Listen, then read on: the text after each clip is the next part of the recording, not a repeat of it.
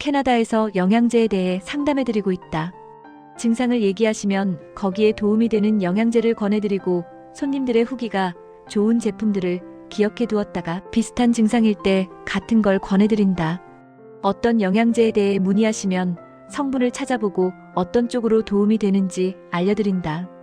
똑같은 영양제를 찾기 어려울 때에는 비슷한 성분의 영양제를 찾아드린다. 이게 나의 직업이다. 처음에는 단순히 영양제를 판매하는 것인 줄 알았으나 하다 보니 공부할 것도 많고 할 일도 점점 늘고 있다. 제대로 알지도 못하면서 무조건 영양제를 권하는 건 조금 두려웠다. 아무리 영양제라고 해도 혹시나 부작용이 있지는 않을까? 혹은 드시고 안 좋은 영양으로 건강이 나빠지지는 않을까 하는 걱정으로 자신있게 권하지도 못하고 구매하시는 분들께 제대로 조언도 못하던 초보자 시절 나는 목소리도 작았다. 이제는 권할 것은 권하고 드시던 것 중에도 필요 없는 영양제는 안 드셔도 된다고 조언하기도 한다. 무조건 매상을 올리기 위해 영양제를 판매하지는 않는다. 정말 그 사람에게 필요할 것 같은 영양제를 추천하고 너무 많이 드시는 분께는 무엇을 드시고 계신지 물어보고 겹치는 성분이 있으면 영양제 종류를 줄여드리기도 한다. 이렇게 쌓인 신뢰감으로 나를 찾아오시는 분들이 꽤 많다. 나는 건강을 찾게 도와드리는 건강보조사라고 생각하고 이 일에 자부심도 있다. 특히 나는 어머님, 아버님들의 얘기를 잘 들어드린다. 가끔 얘기를 너무 길게 하셔서 다리가 아프기도 하지만 어디에 가서 얘기할 데도 없고 그런 얘기들 자식들에게 해봐야 들어주지도 않는다는 걸 잘 알고 있기 때문이다. 듣는 중간중간 고개도 끄덕여드리고 추임새도 넣어드리고 하면 얘기할 맛이 나시는가 보다.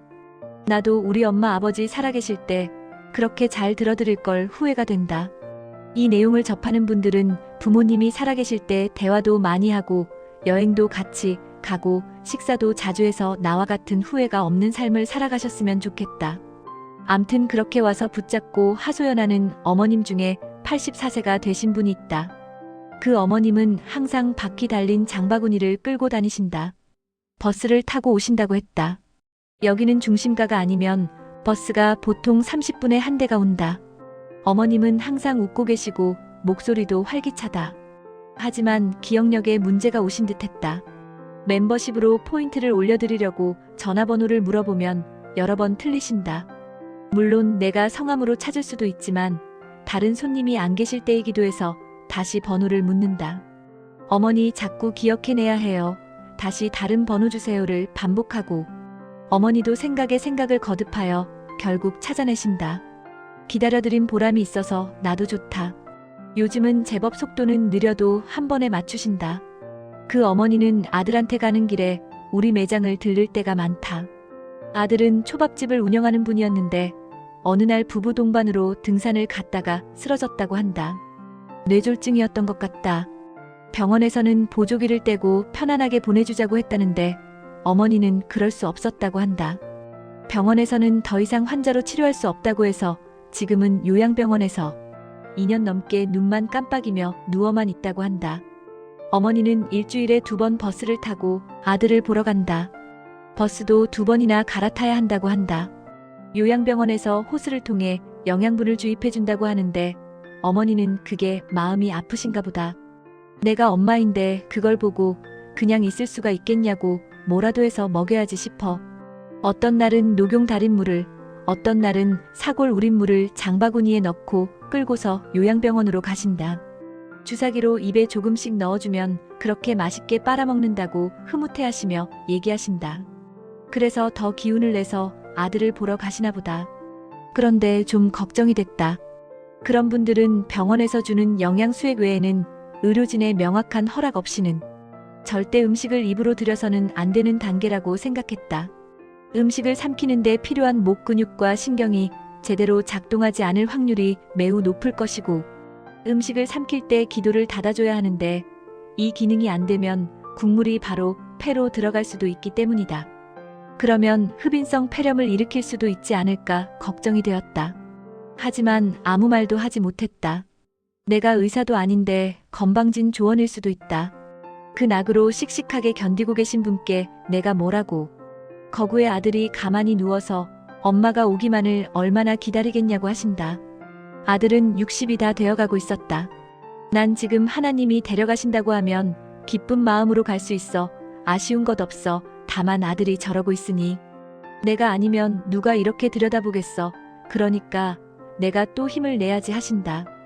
이전에는 남편분이 운전하는 차를 타고 오시는 걸 봤었는데 언제부터인가 버스를 타고 오시길래 이유를 물어보았다.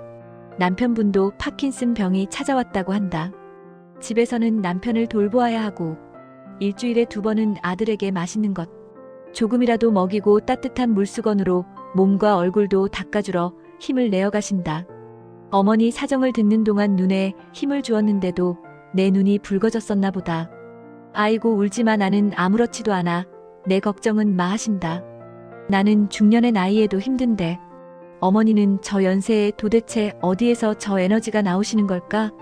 자식을 보러 가는 길이 아니라면 가능하지 않을 것 같다. 병원에서 아들을 보고 집에 가서는 또 남편을 돌보아야 하는데 본인은 아파도 누워있을 수가 없을 것이다. 고단한 몸을 쉴 틈 없이 움직여야 하는 어머니가 너무 딱하고 안쓰러워서 매장에 오시면 일단 좀 앉아서 숨 좀 돌리시라고 말씀드리고 어머니의 넋두리를 들어드리고 물도 한 잔 건네드린다. 정신력이 대단한 분이고 부지런함이 온몸에 배어있는 분이다. 존경스럽다. 우리 엄마들의 세대는 우리가 흉내낼 수도 없는 정말 고개가 숙여지는 희생의 연속이다. 어머님들의 얘기를 듣다 보면 나도 우리 엄마가 생각난다. 평생 남편과 자식들을 위해 자신을 다 내어주신 분. 그분의 희생과 배려를 나는 절대 따라갈 수 없다. 그래서 가끔 죄책감에 사로잡힌다. 나는 왜 엄마가 나에게 해준 것처럼 아이들에게 못 해주는지. 엄마가 너무 보고 싶다. 이 그리움은 엄마가 돌아가신 직후보다 해가 갈수록 더 깊어지는 것 같다. 그래도 언젠가 천국에서 엄마를 만날 날을 기대하며 오늘 하루도 열심히 살아본다.